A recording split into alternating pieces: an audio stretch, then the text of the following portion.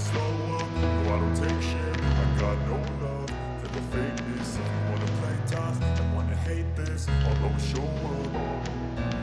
don't ever slow up, no I don't take shit. I got no love for the fakeness. If you wanna play tough and wanna hate this, I'll always show up and make a statement. I don't ever slow up, no I don't take shit. I got no love for the fakeness. If you wanna play tough. Në fakt kur nisim një program, ne sigurisht të përqendrohemi tek gjithçka ofrojnë elementet natyrore, ata fizike dhe gjithë plani për të diskutuar mbi temat konkrete të rëndësishme dhe për të përcjellë mesazhe. Mirë, po këtë herë më doli jashtë parashikimit. Pse? Sepse unë kam rritur në fshat edhe jo se nuk e dua, fshati është fantastik me gjithë mirat e veta dhe dashuroj nëse do mundsha të rrihet 365 ditë të vitit. Por ka një rast të veçantë. Është njëri i cili më ka bërë që të mendoj 2 herë sa i takon ndërvisës. Pse? Sepse shpesh të rinj të mbasin kohën, u mbasin fokusin dhe shkojnë aty ku e kanë më të lehtë, më të thjeshtë. Ndërsa kur më tha, do ta bëj një ndërvisë në fshat, flasim aty për fshatin, për gjithçka duhet edhe në raport me programin, tash ku ka diçka për të marrë parasysh dhe për ta rimenduar më së miri. Jam pikërisht në një liçen shumë të bukur, një liçen të qetë dhe me një personazh që sapo e kam njohur dhe sigur që do të jemi miq në vijim, bëhet fjalë për Edi Muna. Përshëndetje Ermal, edhe faleminderit që erdhe në fundjavën time. Fundjava jote është fundjava familjes, kam përshtypjen, duke të pash ishe me bashkëshorten, me vajzën. Përgjithësisht, çdo njeri fundjavën ja kushtoj kohën familjes time, edhe zakonisht mundohem që këtë fundjavë ta kaloj nëpër zonat malore, në fshat, për arsye se fshatet sikur ti paston gjitha energjitë negative që ti ke marrë gjatë gjithë javës me atë rutinën e çuditshme të qytetit, me atë brullin e tmerrshëm, me atë parkimin, me ato flura. Ndaj zakonisht vi në fundjavë vi në zona malore ose në futore, por dal nga qyteti, është kryesore. Pra nga i ritmi i tmerrshëm i qytetit me gjithë stresin e çka mund të gjendet. Ja thuam më pas për fshat. Çu ke patam? Një në bizneset e mia të para që unë kam hapur ka qenë tregtimi i agrumeve. Kështu që ja them shumë fshatit, edhe diçka që unë i bëj me pasion, nuk është se merrem më me ato punët e fshatit, por që zakonisht edhe në periudhën e verës bëj pushime malore. Më pëlqen shumë të eci, të vrapoj dhe duke pas këto 2 gjëra që janë hobi im, më qëron që gjatë sezonit verës të eci në përmalo. Ka qenë një periudhë interesante se do fiksuam gjatë një viti do fiksuam do të bim gjithë malet e qytetit me ecje, me vrapje. Ja dole? Disa po, një ndër ultimet më të bukura dhe eksperienca ndër më të bukurat për mua ishte kalimi nga qafa Valbonës deri në Thes. Shumë e bukur, është shumë e njohur. Nuk e di nëse ja dole dot mirë, se do pak si thot populli këmbë të fortë. Këtu futet fshati. Këtu futet fshati, këtu dalet tek fshati. Hapa dregel, jo të mëdhej. Ja të sigurt. Stabilizimin e frymës, mos hani, mos pini shumë sepse do bllokoni të ngelin majt malit. Të gjitha elementet duhet zbatuar në mënyrë rigoroze. Kështu që nëse ti nuk e ke eksperiencën e duhur ose nëse ti nuk e ke njohuritë e duhura për fshatin dhe për këto gjërat, e ke shumë vështirë që nesër pas nesër edhe po erdhe në fshat ta shijosh ashtu siç duhet fshati. Po, në fshat padyshim që më kryesorja ti thej që largon atë energji negative, por edhe kur bëhet fjalë për familjen, je i detyruar disi, po them, sepse jep disa leksione sa të mundesh vajzës, fëmisë në fund të ditës. E zgjedh së bashku me familjen apo zakonisht edhe kur mundesh me shoqërinë vetëm, pra si je shef? Absolutisht po, ne shoqërinë kemi familjare me gjithë to, kështu që i gjithë grupi jonë shoqëror ja kemi vënë pikë qëllim njëri tjetër që çdo fundjavë neve do ta kalojmë me fëmijët. Atëherë neve si shoqëri vim për herë me familjet tona, vim në fshat, mundohemi t'ja shpjegojmë fëmijëve se çfarë do të thotë pjesa fshatit, mundohemi t'ja tregojmë kafshët, t'i mësojnë dhe mu më bëhet qefi të paktën për vajzën time e cila ka një dashuri të tmerrshme për kafshët. I ka me pasion, domethënë ti thush do të shkojmë tek lodrat apo do të shkojmë çofim patat ose kecat, to direkt pata keca, nuk e zgjidhi lodra, as nuk e diskuton atje. E pas ke zgjidhur këtë çështje, se vjen këtu në fshat, ti mund të pish kafe qetësisht, mund të peshkosh, mund të konsumosh drek. Kështu që besoj e kam mbyll këtë kapitull, jam në rregull. Do të marr pak shembull në këtë pikë, edhe falenderoj që ma sodhe kështu vrutshëm në mendje. Por nuk të ofron asgjë qytetin krahasim me fshatin. Gjithë mirat që ka fshati, patjetër. Mund të lush me top, mund dalësh peshkim, mund dalësh bësh një ecje, mund dalësh bësh të meditosh, të piktorosh, gjithçka, e drejtë luash me top, bësh sporte, çdo lloj gjëje. Ndaj unë vazhdoj dhe insistoj që fundjavat unë i kaloj në për këtilla zona. Tedi ka një arsye gjithmonë pse një individ i caktuar përfshihet në politikë. Është një shprehje shumë e famshme që thotë nëse ti nuk merresh me politikë, politika merret me ty. Ti e beson këtë shprehje? Absolutisht po. Edhe besoj ti e beson edhe për faktin sepse je përfshirë tani më. Absolutisht po. Pse në politikë? Shumë njerëz e shoh që ankohen.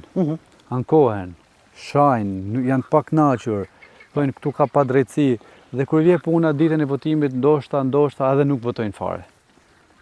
Ndaj këtyre lloj njerëzve nuk i lind më drejta të ankohen sepse diçka që ato kanë në dorë që ta bëjnë për vendin e vet ose ta bëjnë për veten e tyre në radhë parë, ata nuk i bëjnë. Ndaj sa të rrim nëpër kafene, të flasim, të komentojmë problematikat e vendit, padrejtësitë që bën, duhet bëhemi pjesë aktive dhe kështu e kemi vetë në dorë fatin e jetës tonë. Sepse vendosim vetë për një grup njerëzish, vendosim vetë për veten tonë, vendosim vetë për çdo gjë që na përfaqëson. Pra nuk mbetet më në pikpyetje fati, si herë më pëlqeve shumë me këtë fjali që the që e vendosim vetë fatin tonë dhe e marrin vetë në dorë. Por pse në këtë pikë? Unë di që ti ke një background politik në kuptimin e angazhimit. Pra nuk është se je një djalë i ri që në një moment të shkrepi një ide në mendje, do futen politik dhe tak u futen politik.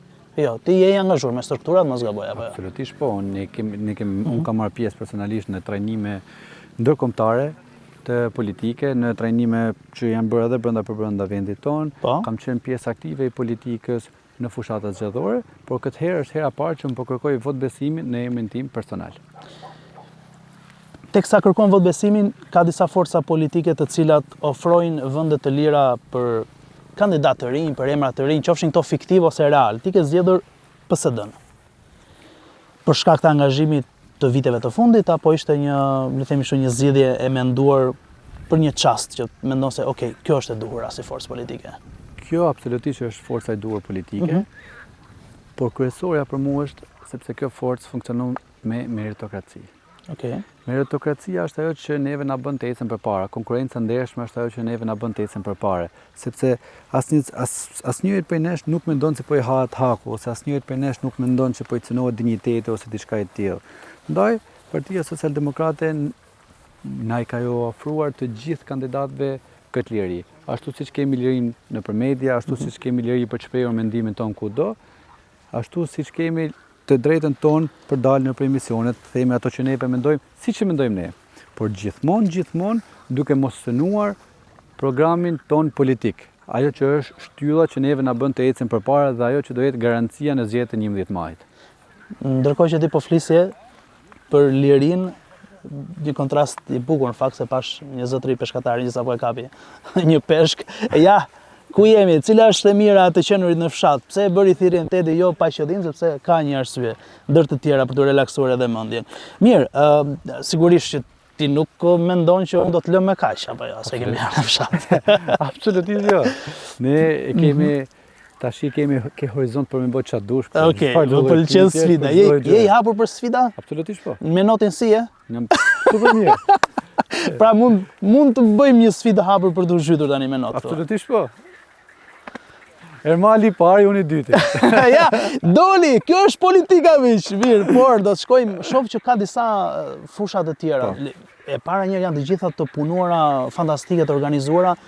Më duket aty pash një stan, një ser, nëse ti je dakord, unë do doja të vizitoja në fakt edhe nga afër. Edhe do shkojmë edhe në sera edhe tek stalla ti hedhim një sy bashkë me Ermalin. Ma thoj numrin, çfarë numri je në listë? Nuk kemi numër. Partia jon ka numrin 11, ndërsa renditja është sipas shkronjës së parë të mbiemrit. Okej. Kështu që mula llogaritë vetë me më. Në rregull. Do flasim çka atje tek serat për këtë çështje.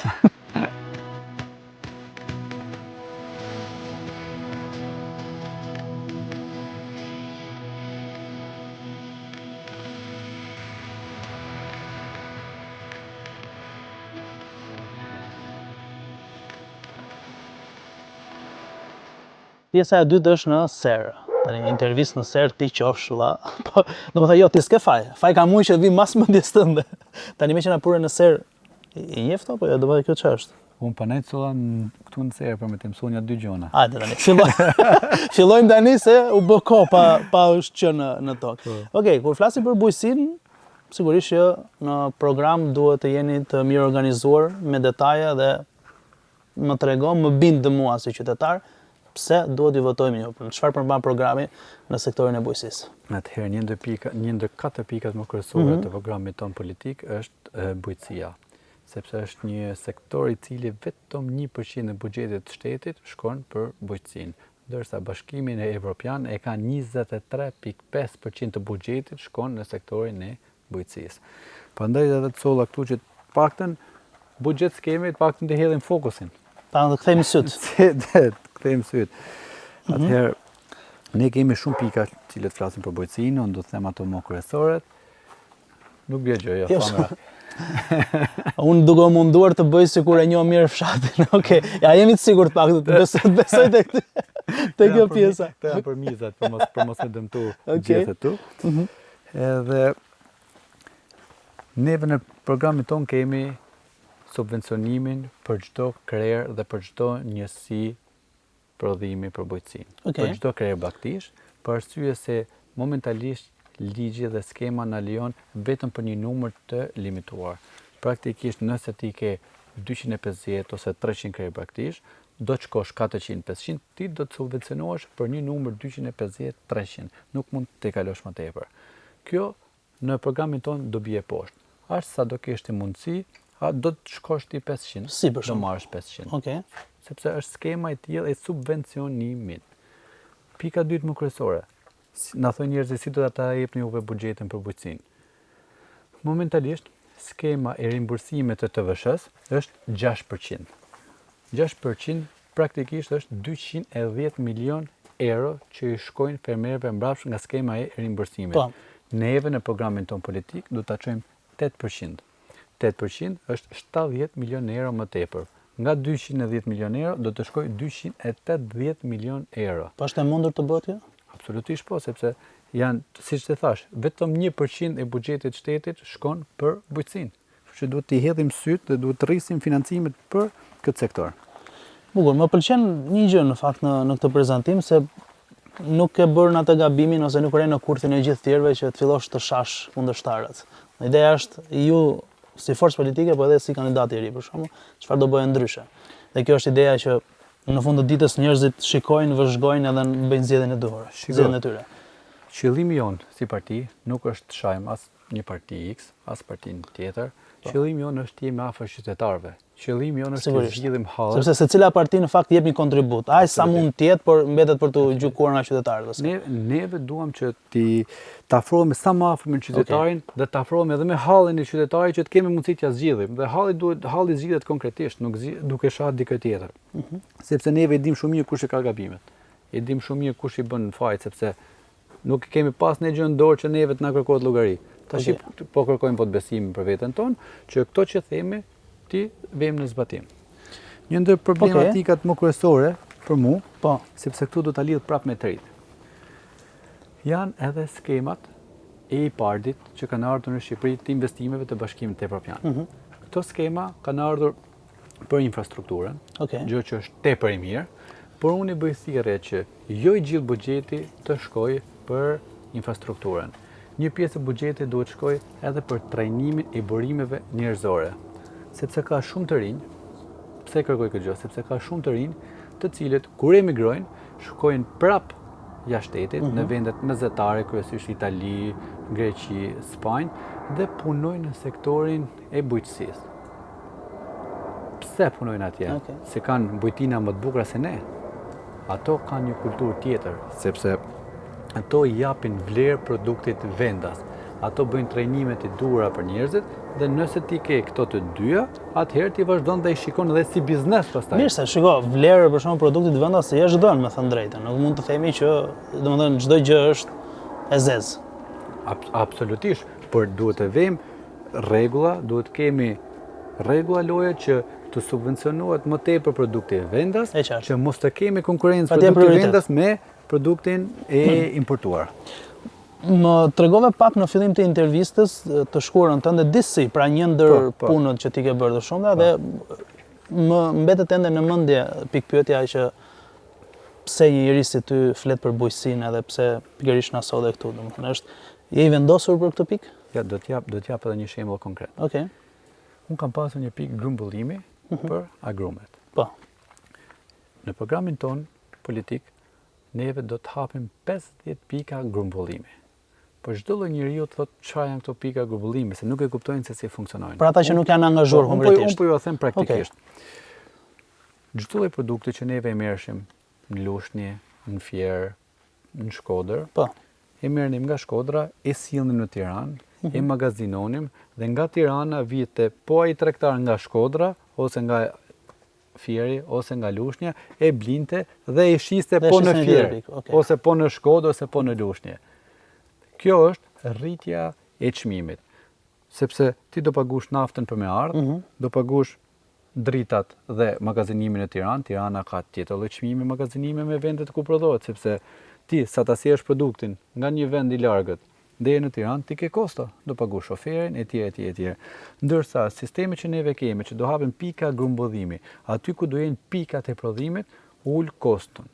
Ulja kostos është direkt në favor të qytetarëve, sepse ti nuk mund ta blesh produktin me një çmim që del demsot, do ta blesh shumë më lirë për arsye sepse s'do ta pagush naftën 2 herë.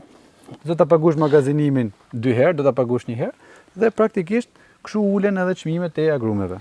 Po në këtë kontekst duke njohur si punë është e vlefshme si këshill, po desha të pyes, keni shans ta kesh si tani ti po zgjedh deputet, nuk e mban ndonjë punë të dytë, po si biznes, është fitim për urë, që të merre mund ta legë sarin se më kanë majtundës.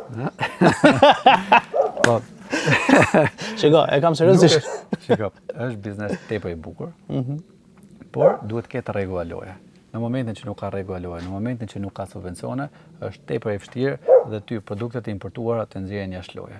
Ore, do ti që pas ka informacion vërtet, ky pse e mora shumë fillim, më thash, po na bën shaka, po pas ka informacion vërtet.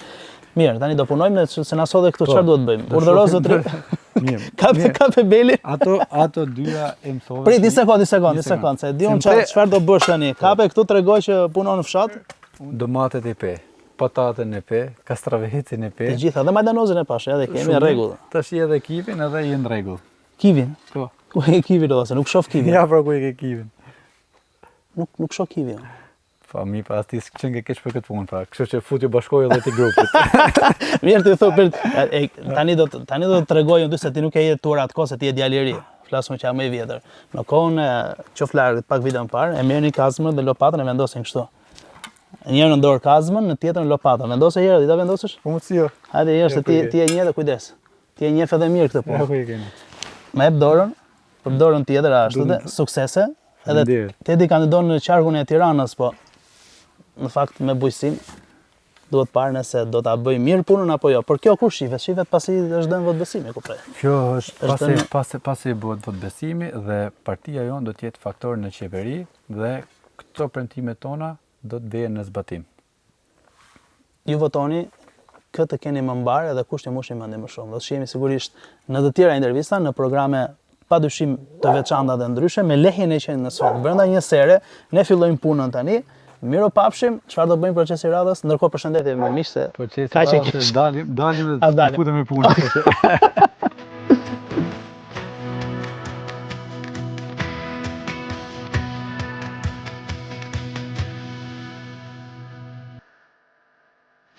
Ndaj, me 11 maj, I bëj thirrje çdo femër janë në banë Shqipërisë të votojë numër 11, të votojë Partinë Socialdemokrate.